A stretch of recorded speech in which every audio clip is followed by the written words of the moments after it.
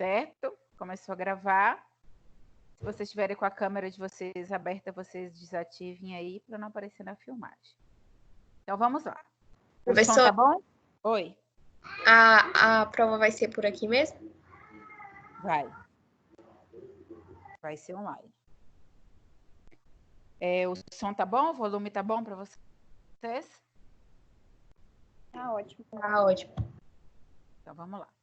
Carboidratos.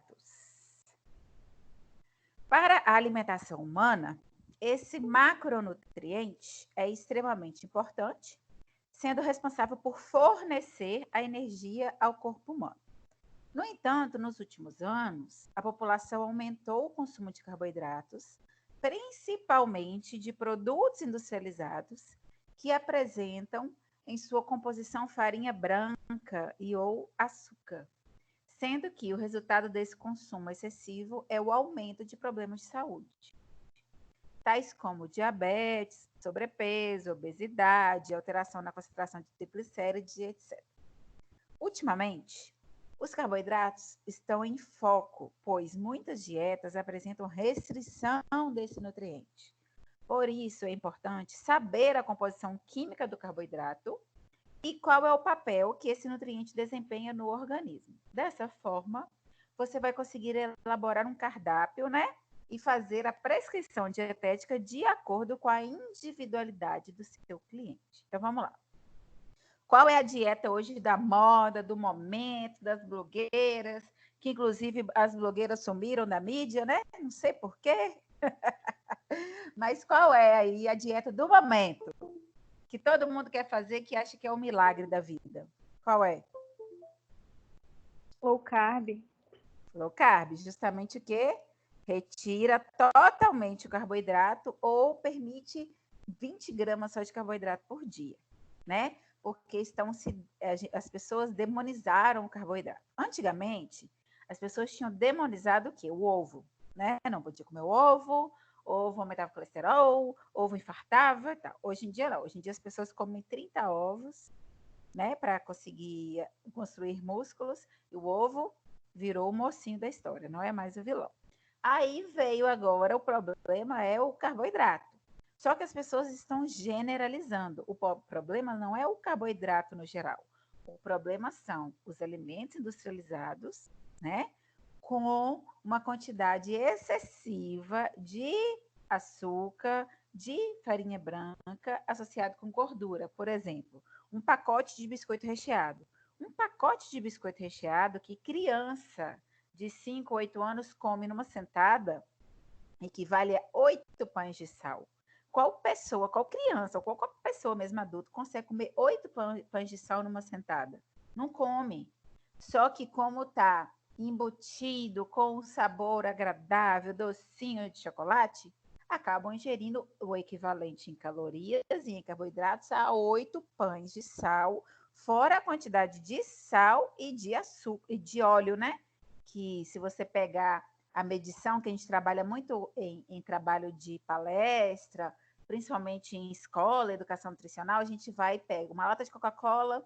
Olha só, nessa latinha de Coca-Cola tem esse tanto aqui de açúcar. Aí pega um pacote de biscoito recheado. Nesse pacote de biscoito recheado tem isso aqui de óleo, isso aqui de sal e 8 pães de sal. Aí as pessoas ficam chocadas, né? Com a quantidade de açúcar que está embutido ali naquele alimento.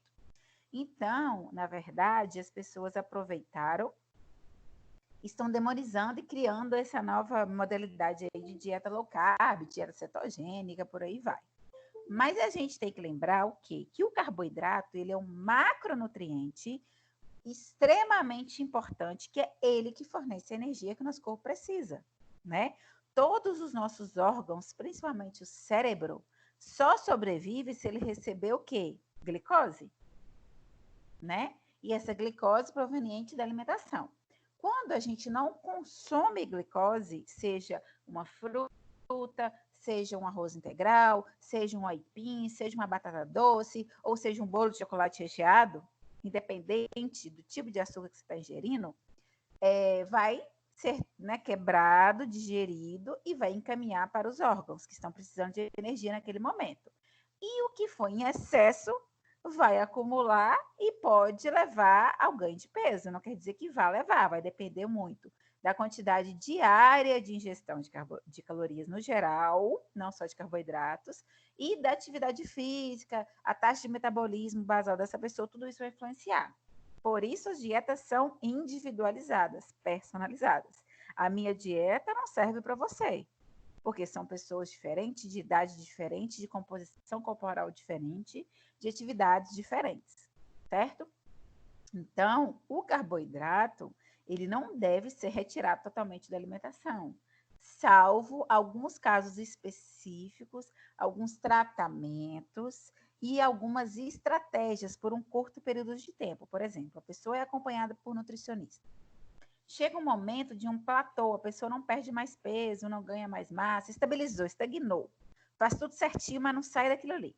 Aí você pode dar tipo um choque no organismo e pode preparar aí por uma semana, 15 dias, uma dieta cetogênica, uma dieta low carb, alguma estratégia, ou um jejum intermitente, ou uma atividade física em jejum, alguma estratégia. Isso são estratégias que nós vamos acompanhar esse paciente, nós vamos estar observando os exames bioquímicos desse paciente, orientando com acompanhamento para depois voltar à alimentação normal.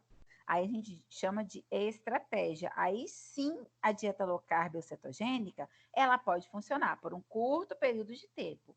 Ou então, em casos de pacientes com alguns problemas neurológicos, que tem alguns estudos que comprovam que a dieta cetogênica, com aquela formação dos corpos cetônicos em excesso, podem aliviar ou até diminuir, por exemplo, convulsões.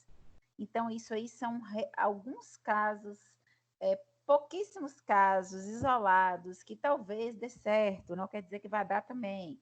Tem alguns estudos que provam que pode dar certo, entendeu? Mas, via de regra, carboidrato é um macronutriente extremamente importante, que nos fornece a energia para o dia a dia, para pensar, para raciocinar, para movimentar, para estudar, para aprender, né? Enfim, para tudo. E não deve ser retirado da dieta. Sim, ele deve ser incluído na dieta, mas com cautela. De preferência o quê? Ricos em fibras, né? Os alimentos in natura, não industrializados. Você não vai colocar na dieta da pessoa um pacote de biscoito recheado. Você vai colocar o quê? Uma banana da terra, um aipim cozido, um cuscuz de milho, talvez até mesmo um pãozinho com ovo, né? A depender. Então, cada paciente vai ter uma realidade, vai ter uma condição financeira, né? Vai ter um hábito alimentar que ela não abre mão. Por exemplo, tem pessoas que não abrem mão do pão, não abrem mão de um chocolate após o almoço, não abrem mão da cervejinha no final de semana. Então, são adaptações que a gente vai tentar fazer dentro do quê? Dentro do que esse paciente está querendo, dentro do que ele quer alcançar em tanto tempo, em tantos meses. Então, isso vai ser levado em consideração quando? Na sua primeira consulta, na sua anamnese, quando você for conhecer seu paciente, né? E já é comprovado que low carb e cetogênica são estratégias, não são estilo de vida. Ok? Perguntas? Alguém aí já fez low carb, cetogênica? Alguém aí consegue ficar 2, 3 anos sem triscar carboidrato na boca? Já tentou fazer? Por quanto tempo? Vamos aí interagir. Conhece alguém que fez? Minha madrinha já fez a low carb. Gostou? Sim. Conseguiu? Estilo de vida? Mudou os hábitos totalmente? Sim, sim. Ela tá não... com o mesmo corpo, assim, até. Mas não come mais nada de carboidrato ou come um pouquinho? Hoje ela come, mas já não é como antes, né? Já é regradinho, bem moderado, assim. Pois é, mas ter o cálculo direitinho para não ficar em deficiência de nada, né? Uhum. Pois é, o que não pode é seguir dieta de revista, de blogueira, sem o cálculo, sem a ingestão correta, né? Porque tem uma grande diferença entre você ingerir um doce de leite, um bolo de chocolate e ingerir um arroz integral, frutas, ingerir o aipim, a banana da terra, a batata doce. É bem diferente. né? As pessoas acabam demonizando e falam que só pode consumir abacate, aquelas frutas importadas caríssimas, limão, né? Verdura, só coloca aquele aspargo, que eu não sei que paixão é essa dessas blogueiras por aspargo, que é É horrível caríssimo, aquilo. inclusive, e caríssimo, né? Então, assim, a gente tem que trazer para a nossa realidade, a gente tem que conhecer o nosso paciente para saber o que você vai incluir, ok? Professora, Perguntas? tem um livro, se eu não me engano, o nome é A Dieta da Mente. A senhora já ouviu falar dele? Não, Já leu, uma coisa assim? não. O autor é um neurologista, ele não é nem nutricionista, mas ele defende a ideia no livro todo de uma dieta cetogênica como estilo de vida.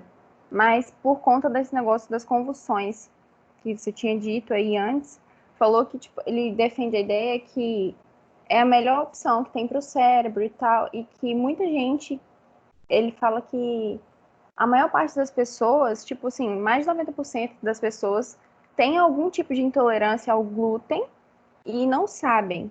Então, tipo, o que ele indica para os pacientes dele e que já teve muitos e muitos casos que melhorou muita coisa, tipo assim, dor de cabeça e tudo esses negócios assim.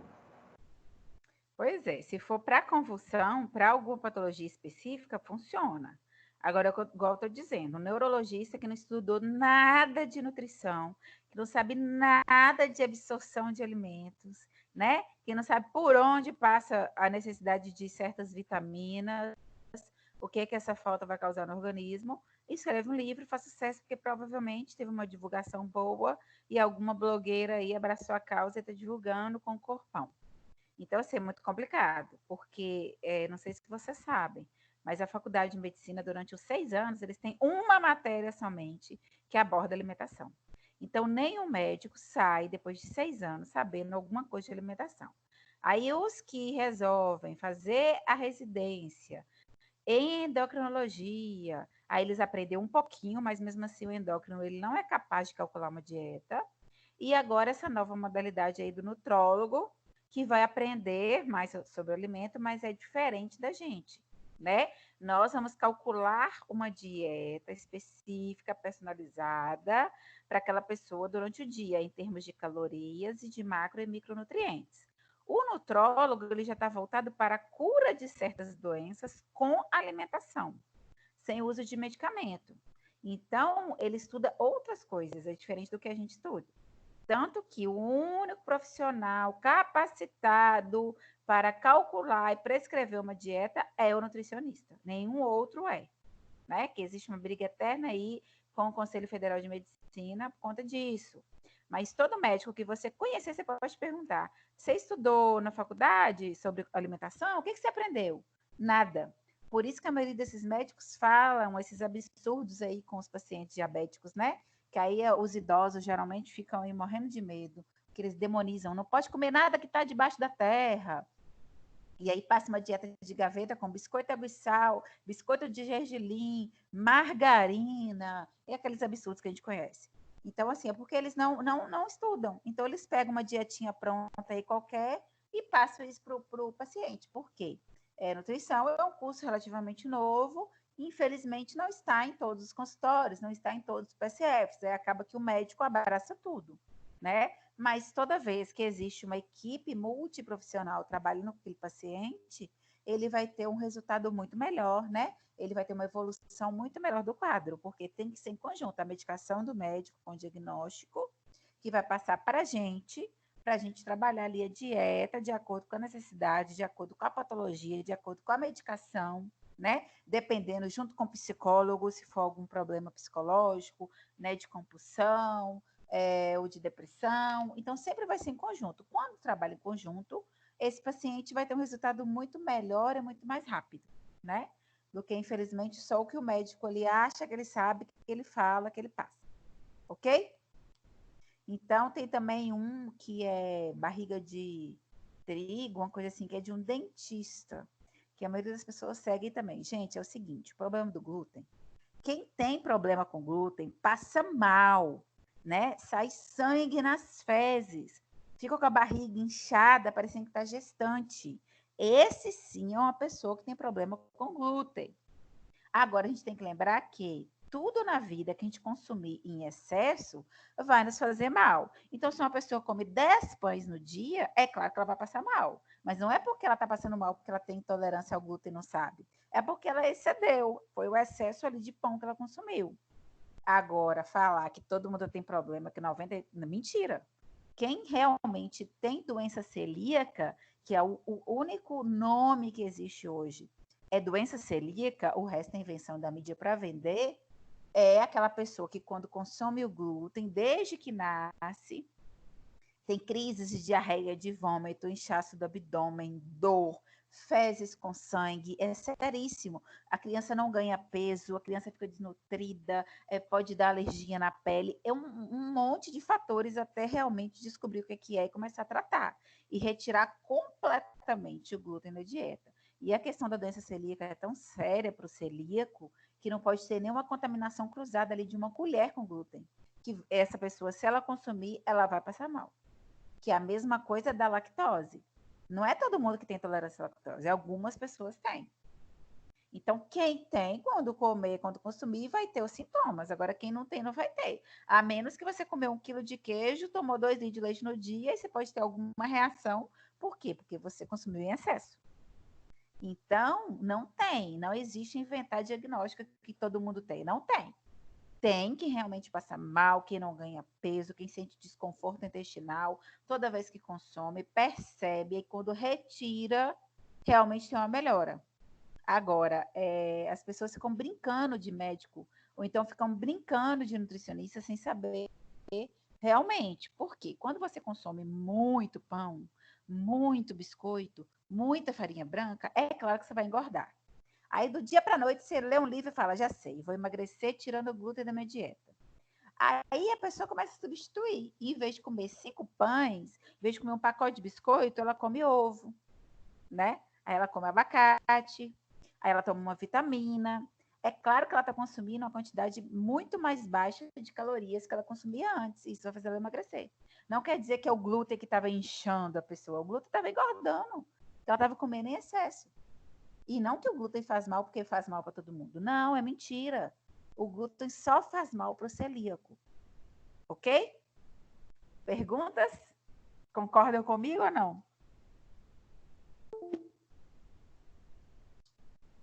Ok, concordo. Sim. Pois é, a questão da mídia é essa. Tanto que a gente está brincando hoje em dia com o corona, cadê as blogueiras?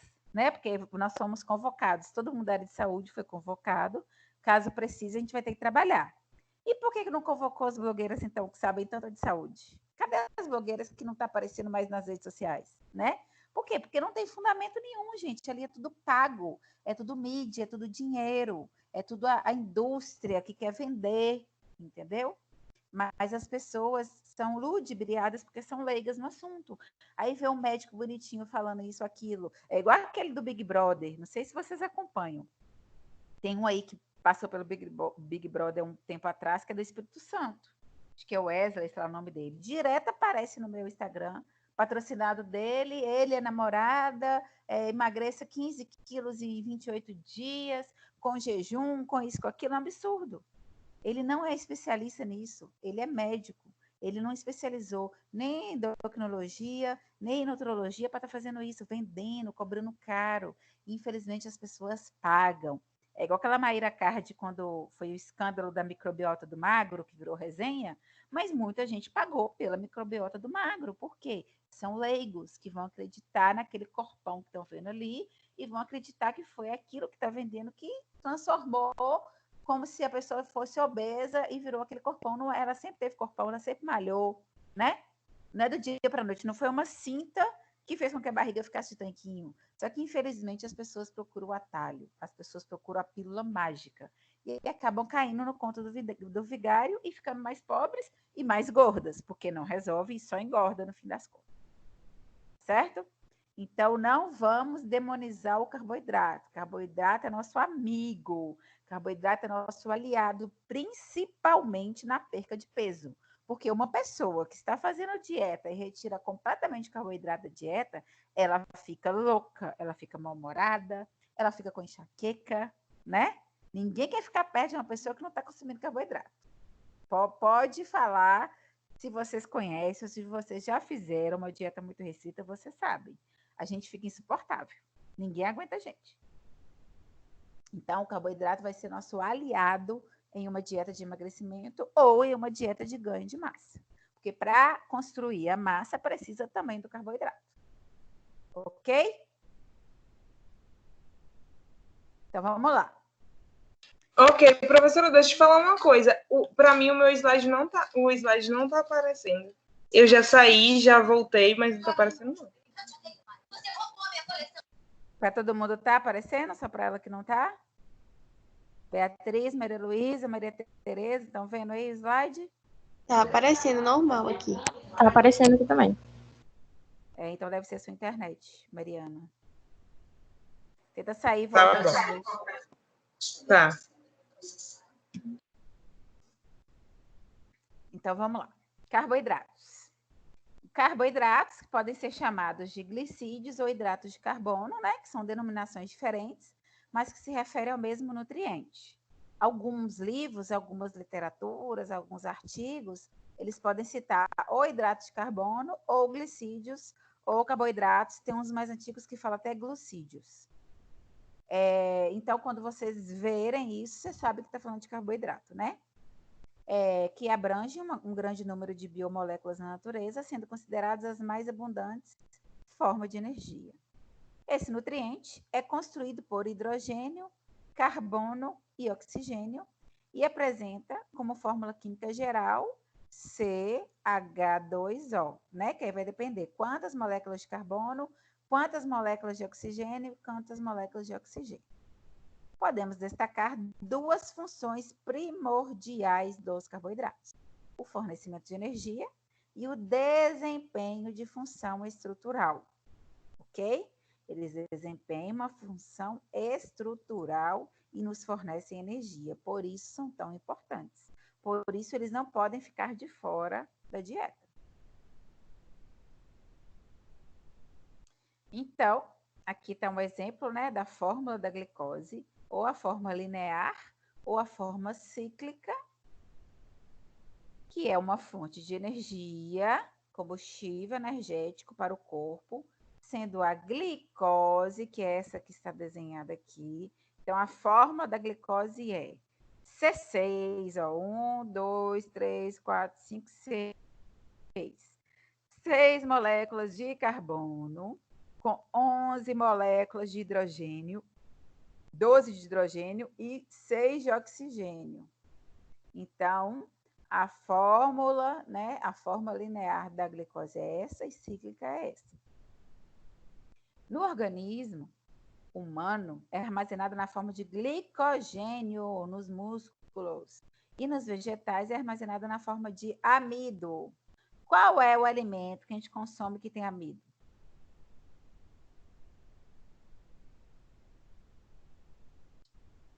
Hein, gente? Qual é o alimento que a gente consome que tem amido?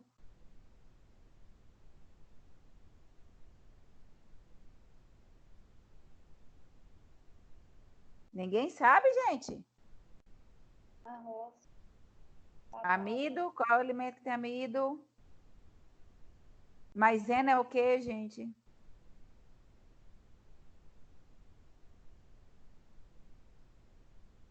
Maisena é o nome comercial. Maisena é o quê? Qual é o nome do... Qual é o principal composto aí da maisena? É o quê? É amido de milho, né?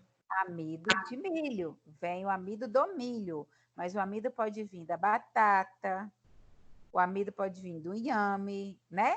A maioria dos legumes tem amido.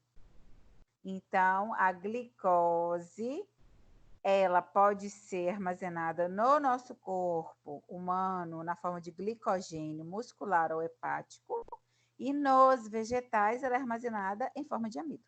E aí a gente vai consumir esse vegetal, ele vai ser digerido e vai liberar glicose na corrente sanguínea. Ok?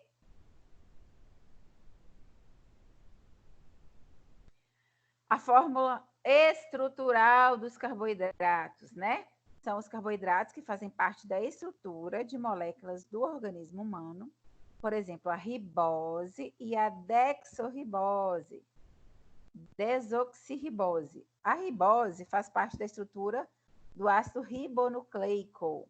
E a desoxirribose da estrutura do ácido desoxirribonucleico humano. Aí tá as duas fórmulas delas.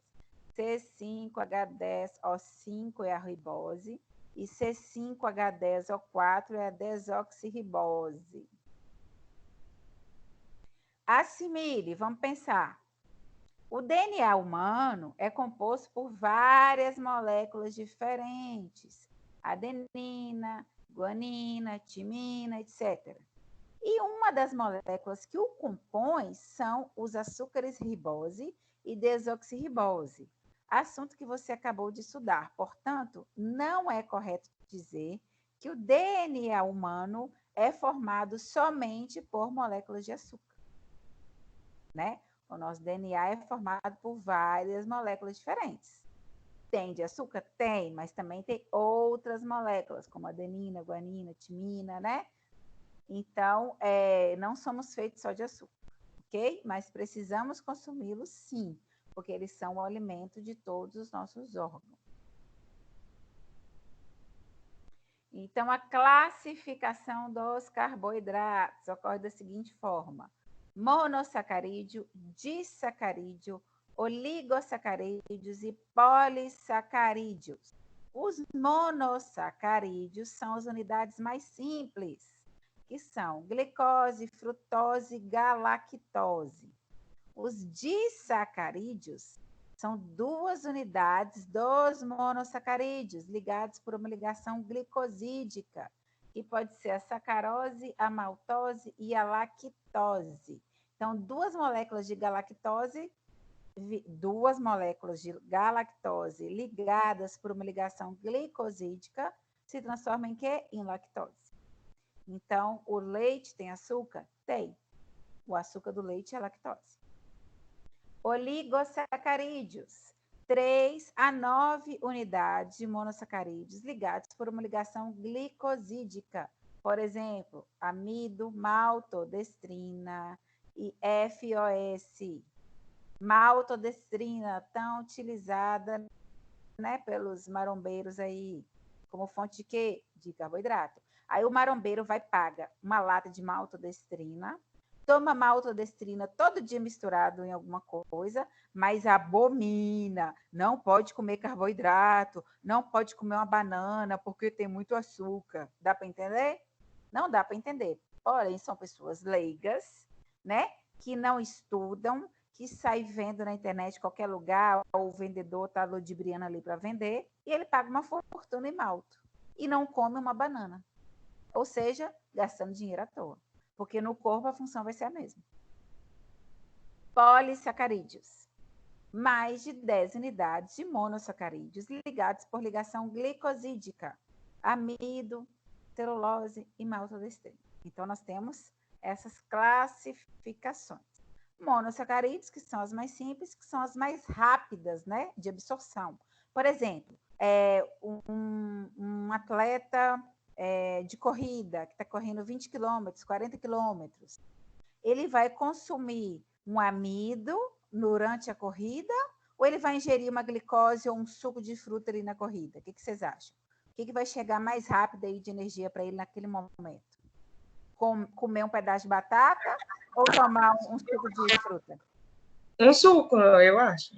Justamente. Por quê? Porque a absorção vai ser mais rápida. Por quê? Porque a quebra vai ser mais rápida, porque ela é um monossacarídeo. Rapidinho já vai ir na corrente sanguínea. Agora, um oligosacarídeo ou um polissacarídeo, ele vai precisar ser quebrado, porque são muitas moléculas.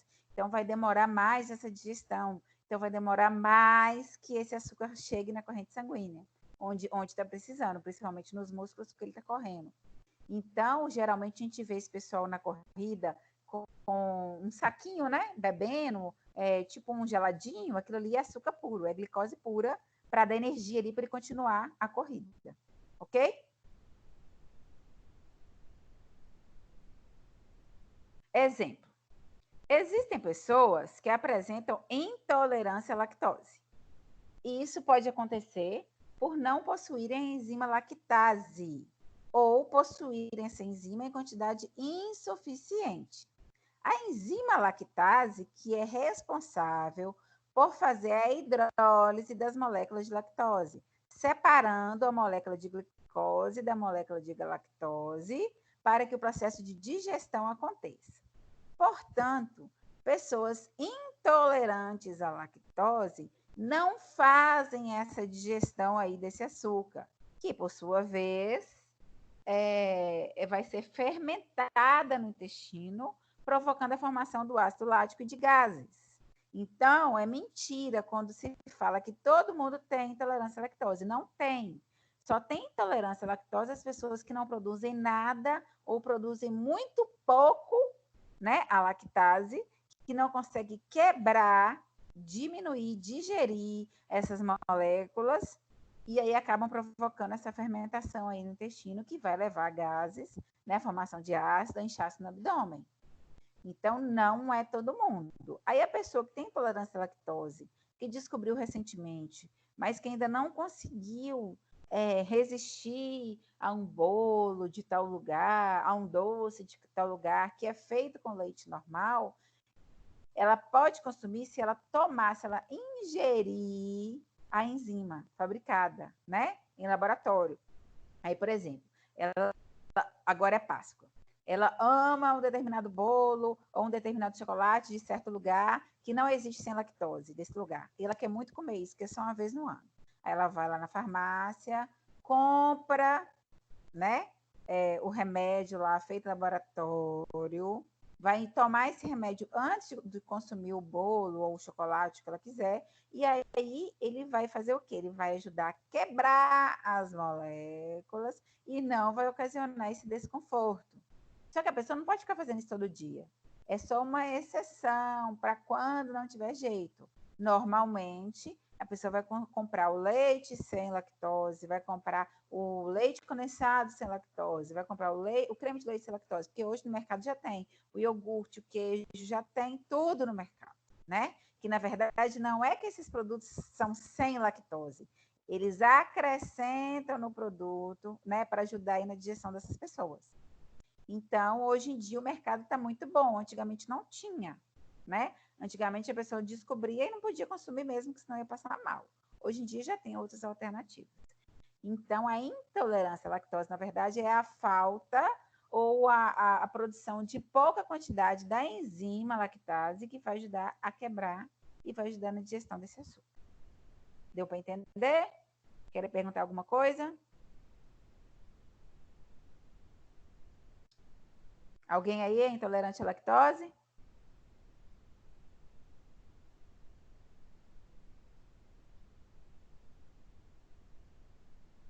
Hein, gente? Tá tranquilo. Ninguém é intolerante à lactose, não? Eu não. Graças a Deus, não. Pois é, mas é triste quem tem, viu? Que fica com vontade de comer as coisas e não pode.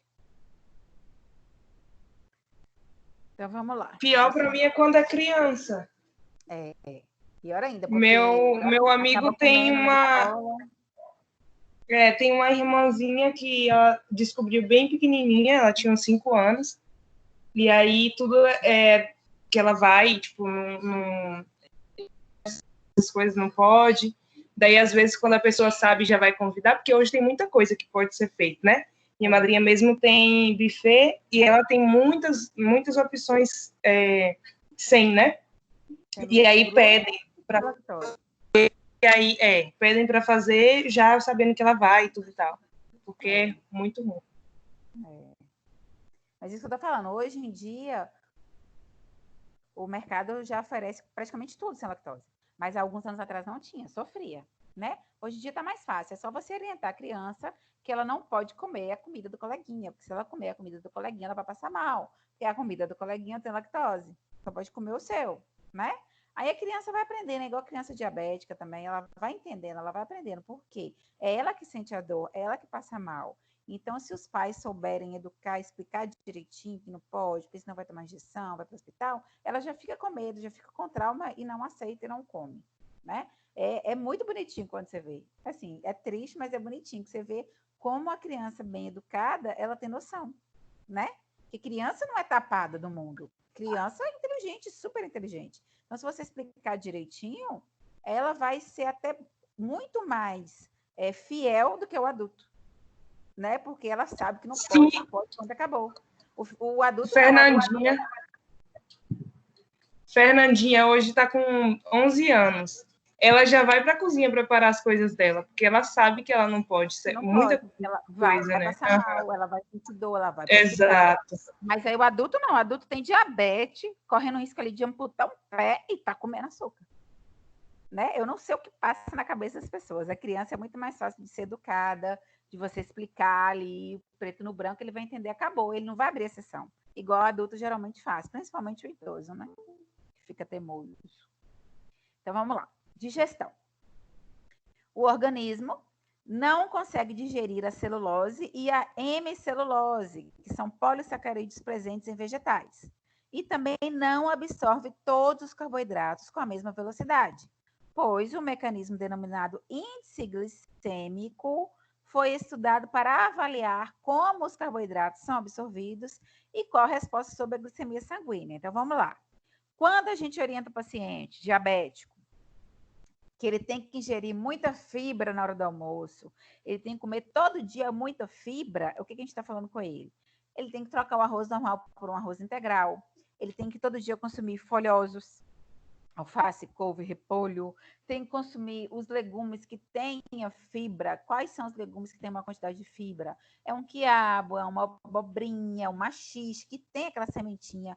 Tudo aquilo ali são celulose e hemicelulose que não vão ser digeridas, mas que vão ajudar no intestino e vão formar um bolo fecal maior que vai contribuir para demorar, para ficar mais lenta essa liberação de açúcar na corrente sanguínea.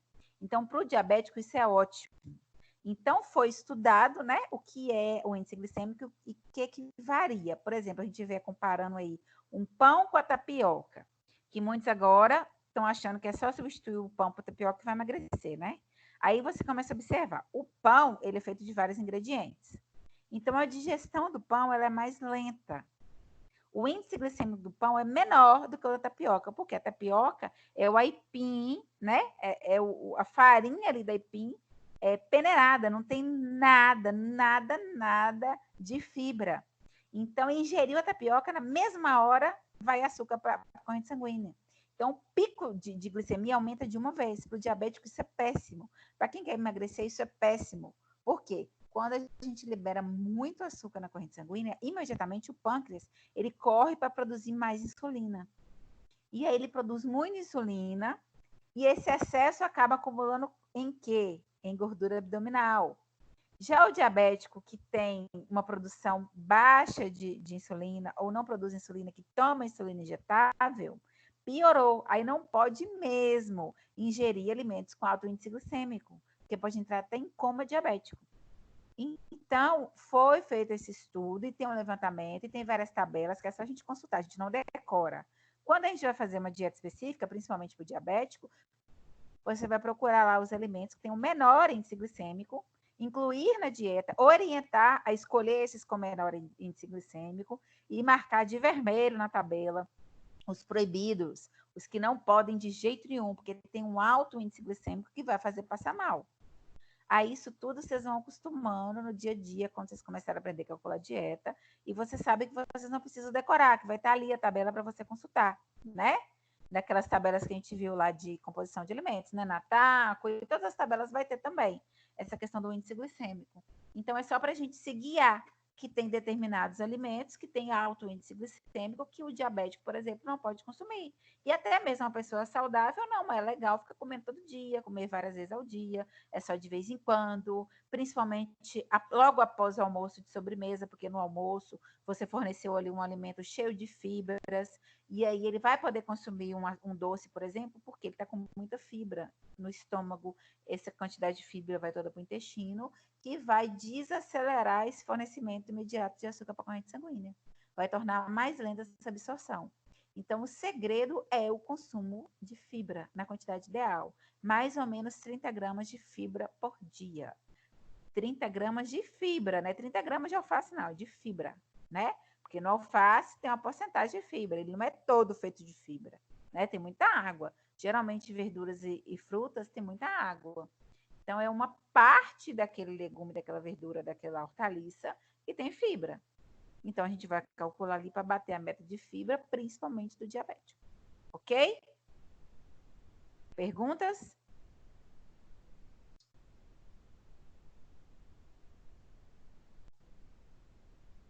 Não? Então, vamos lá. A digestão dos carboidratos provenientes da dieta passam por algumas etapas. Primeiro, a digestão tem início na boca, porque na nossa saliva já tem uma enzima que ela inicia a hidrólise desses polissacarídeos em disacarídeos e em monossacarídeos. Isso demonstra também a importância de realizar uma boa mastigação dos alimentos. Então, aquela pessoa que mastiga bem, que mastiga 20 vezes, né, uma garfada, que mastiga 20 vezes uma mordida numa fruta, na própria saliva ali da boca, nessa mastigação, já começa a iniciar essa digestão, que já vai ajudar. 2, quando os carboidratos já chegam no estômago, que eles já foram quebrados na boca com a saliva, já chegam no estômago monossacarídeos ou quebrados, acontece algumas hidrólises, porém em menor velocidade, porque o pH ácido do estômago inativa essa enzima da saliva. No entanto, assim que o alimento entra no intestino delgado, teremos a ação da amilase pancreática, que fará a hidrólise de praticamente todo o conteúdo de carboidratos que foi ingerido. Então, começa na boca, quando chega no estômago, dá uma paralisada, e quando ele sai do estômago em direção ao intestino, que volta, né? E termina, que finaliza essa digestão. Por isso a importância das fibras, porque quando chegar no intestino, que começar a formação do bolo fecal, esse excesso aí de fibras vão retardar essa liberação de açúcar na corrente sanguínea. Nos enterócitos presentes nas vilosidades do intestino, temos a ação da enzima lactase, né? Não estou conseguindo ler. Maltase e sacarase, que terminam a hidrólise dos disacarídeos para que seja possível a absorção de glicose para a corrente sanguínea e depois distribuir para todos os órgãos do corpo humano. Então, começou na boca, deu uma leve pausa no estômago, continua no intestino. Aí, quando chega nos enterócitos, nas vilosidades do intestino, termina essa hidrólise completa até ser possível liberar, né, essa glicose para a corrente sanguínea para ser distribuída por todos os órgãos que estão precisando de energia. Ok? No organismo humano, o cérebro e o fígado não precisam da presença de hormônios para que a glicose seja utilizada pelos tecidos.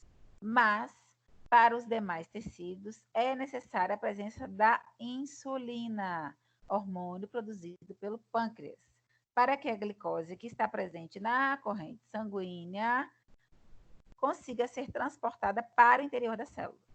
Porém, sabemos que as pessoas normalmente consomem mais que suas necessidades de carboidratos.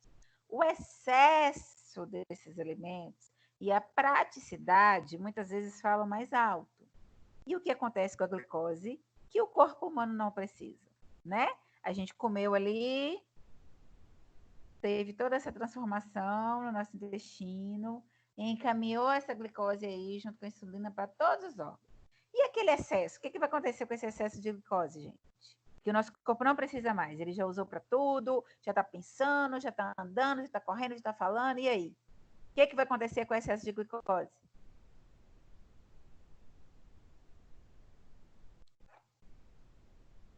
Hein, gente?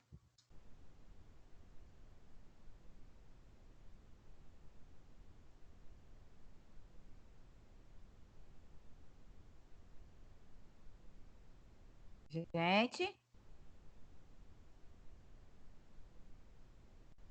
Uma parte vai ser estocada na forma de glicogênio no músculo e a outra parte vai ser estocada na forma de gordura.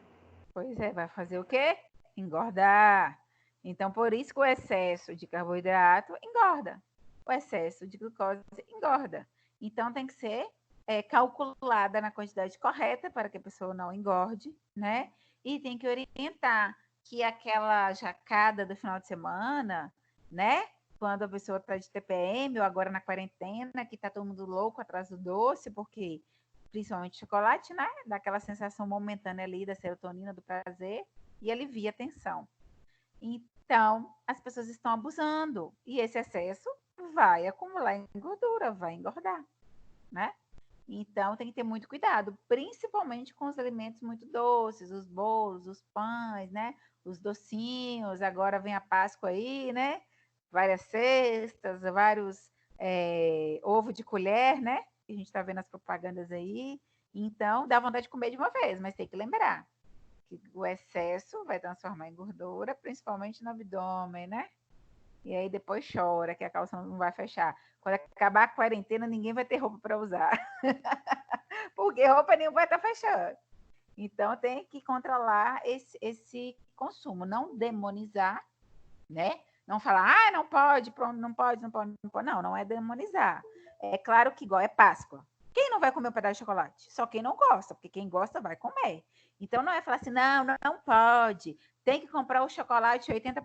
Não tem nada, você tem que comer o que você está com vontade de comer. Desde que você não coma 1 quilo de chocolate, coma um pedaço. Compra um menor, né? Compra um menor e divide ali naquele momento. Todo mundo comeu, acabou. Porque se comprar um grande e ficar na geladeira, toda hora que você abrir a geladeira, você vai comer.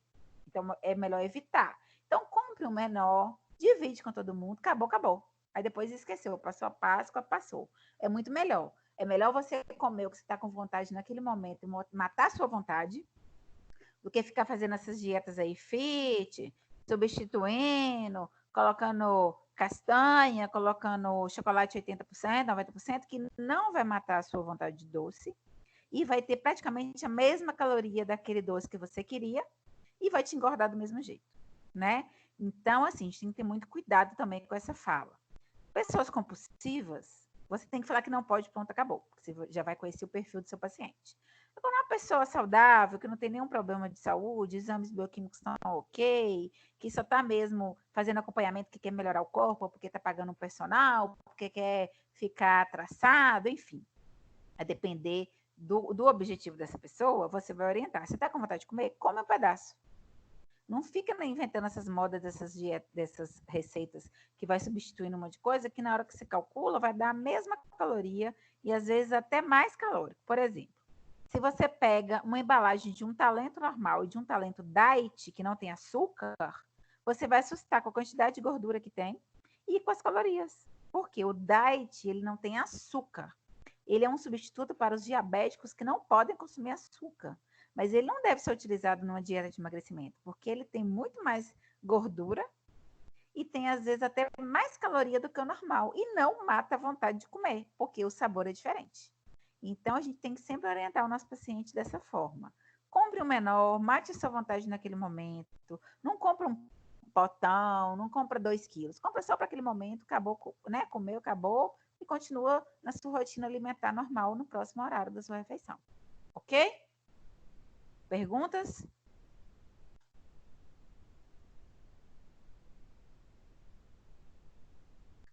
Então, vamos lá. Uma parte desse excesso, né, de gordura, de açúcar, vai ficar armazenado na forma de glicogênio. E o excesso é convertido em triglicerídeos. Por isso, os níveis de triglicéridos no corpo humano estão ligados ao consumo de carboidratos. Assim, é possível compreender como as moléculas de carboidratos se apresentam na natureza e como acontece o processo de digestão dos glicídios no corpo humano. Um aspecto relevante é entender a diferença entre o índice glicêmico e a carga glicêmica dos alimentos. Isso se faz importante tanto para manter a saúde da forma geral, quanto para controlar os níveis de glicose sanguínea. Foi o que eu falei. A gente tem essa tabela em mãos, a gente não precisa decorar. É só na hora que você estiver calculando aquela dieta, você olhar, não, tal fruta, tal verdura, tal alimento, tem um alto índice glicêmico, eu não vou colocar. Eu vou colocar o que tem menos, o que tem mais água, o que tem mais fibra, né? Para equilibrar. Mas é isso aí mesmo que alguém falou quando eu perguntei, ó. Vai ficar armazenada em forma de glicogênio no músculo e no fígado, e o excesso é convertido em triglicerídeo. Por isso, quando a pessoa está com o exame bioquímico alterado, o colesterol, HDL, LDL, está normal, mas o triglicerídeo está alto, pode saber, se a pessoa come muito carboidrato. Aí esse excesso de carboidrato, esse excesso de refrigerante, esse excesso de leite condensado é o que está fazendo triglicerídeos elevar. Aí, a principal dieta de um paciente que está com colesterol normal, mas está com triglicerídeo elevado, não é diminuir o consumo de gordura, é diminuir e modificar o consumo de carboidrato, principalmente observando o índice glicêmico. Ok? Perguntas?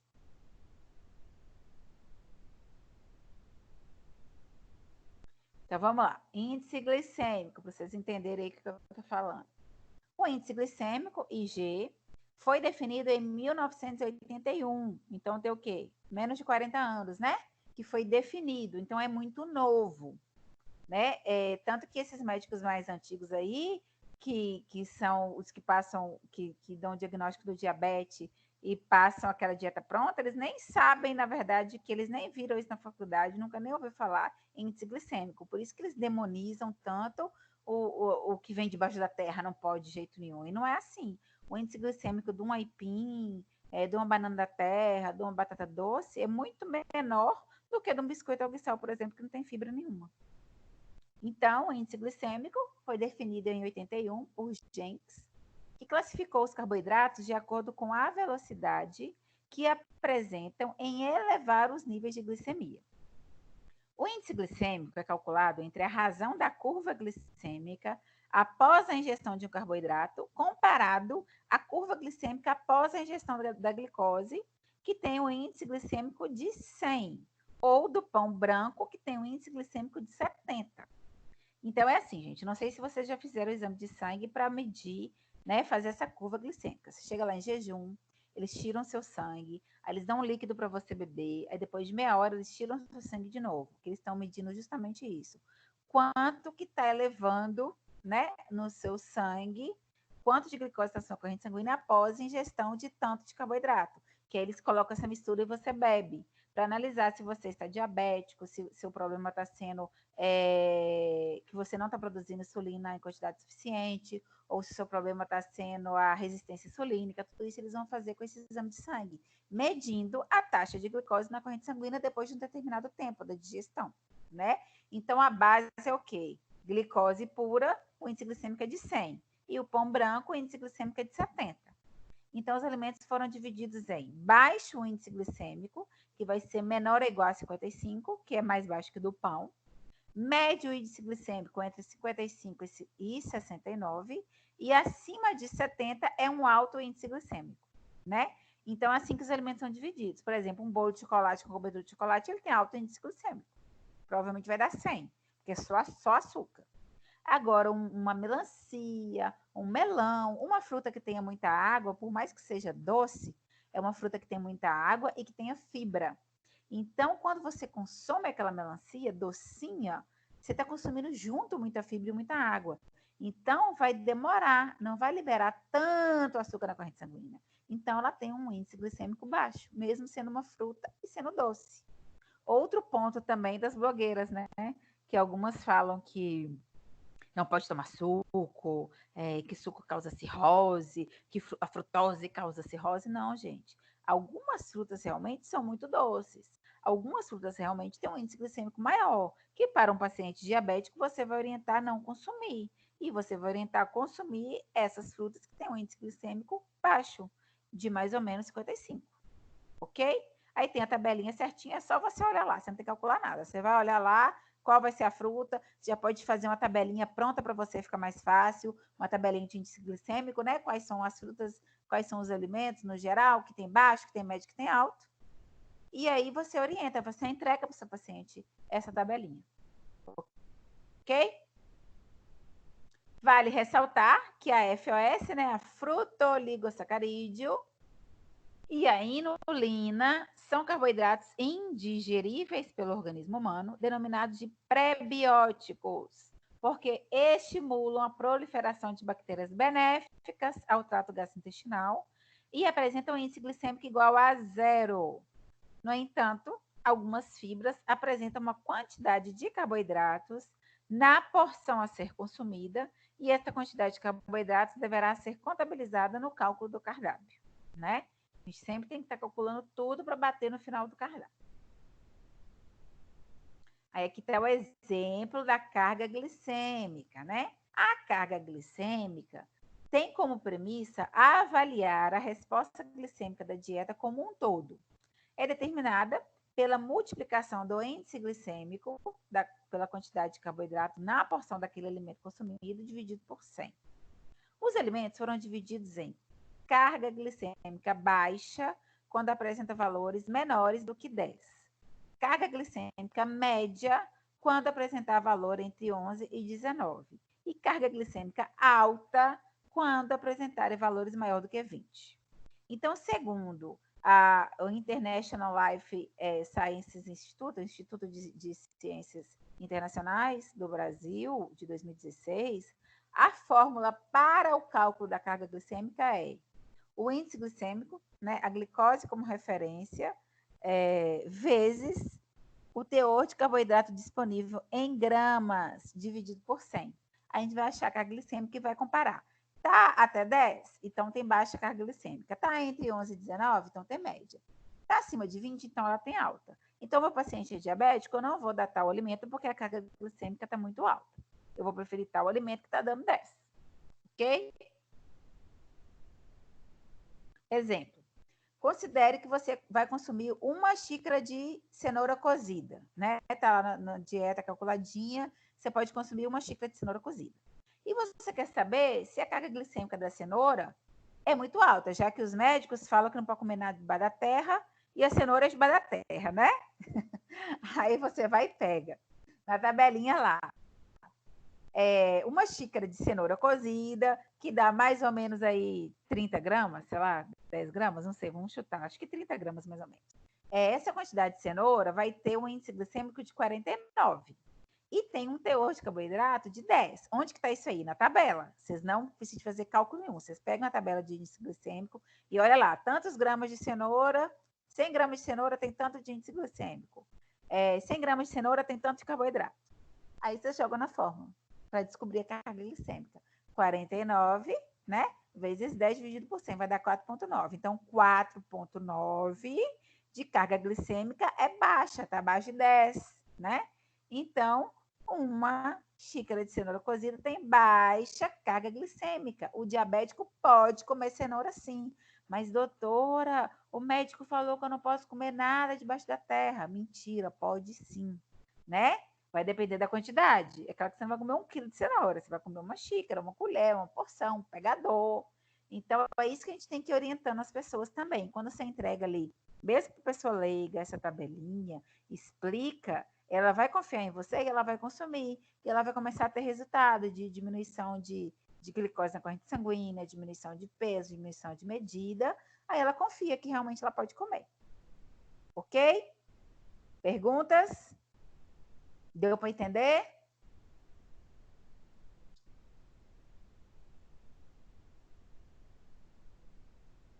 Hein, gente? Deu para entender? Deu sim.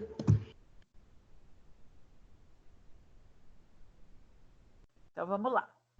Logo, uma alimentação com índice glicêmico de moderado a baixo e uma carga glicêmica da dieta geral baixa, menor que 20, apresentam benefícios ao organismo e retardo do aparecimento e ou controle de doenças crônicas não transmissíveis. Isso se fez necessário pelo impacto da resposta glicêmica sobre a glicemia. Ultimamente, os carboidratos estão em foco, pois muitas dietas apresentam restrição do carboidrato. Por isso, é importante saber a composição química do carboidrato e qual é o papel que esse nutriente desempenha no nosso organismo. Dessa forma, você vai conseguir elaborar cardápios e fazer a prescrição dietética de acordo com a individualidade do seu cliente, ok? Aí é o videozinho que eu postei lá para vocês, né? Sobre o carboidrato do Jubilu lá. Aí agora, preste atenção na atividade. A atividade vai valer 300 pontos e vocês vão me enviar até o dia 15 de abril, ok? Até o dia 15 de abril. Vocês vão fazer um texto, né? Digitar um texto. E nesse texto, você vai ter que responder esses questionamentos, ó. Como são digeridos e absorvidos os carboidratos? Como atuam os polissacarídeos em nosso corpo? O que apresentam nas membranas plasmáticas das células? O que fornecem de fundamental para o funcionamento do cérebro? Como agem em relação à gordura? Quais são as funções dos polissacarídeos? Quantos e quais são os tipos de carboidratos simples? E qual é a composição dos glicídios? Vocês vão responder essas perguntas, depois vocês vão fazer um textozinho, informando tudo isso que eu perguntei. E vão me enviar até o dia 15. Porém, eu vou postar isso aqui como um quiz lá no AVA, daquele jeito mesmo que vocês fizeram os outros, e aí vocês respondem lá mesmo, ok? Porque fica melhor para eu corrigir depois, do que vocês ficarem me enviando via e-mail, via mensagem e tal. Então, eu vou postar lá hoje ainda. Na hora que eu postar a gravação das aulas, eu já posto a atividade como quiz, ok? Agora, vamos dar um intervalinho de 10 minutos, e quando a gente volta com lipídios, beleza? Podemos parar a gravação? Certo, pode sim.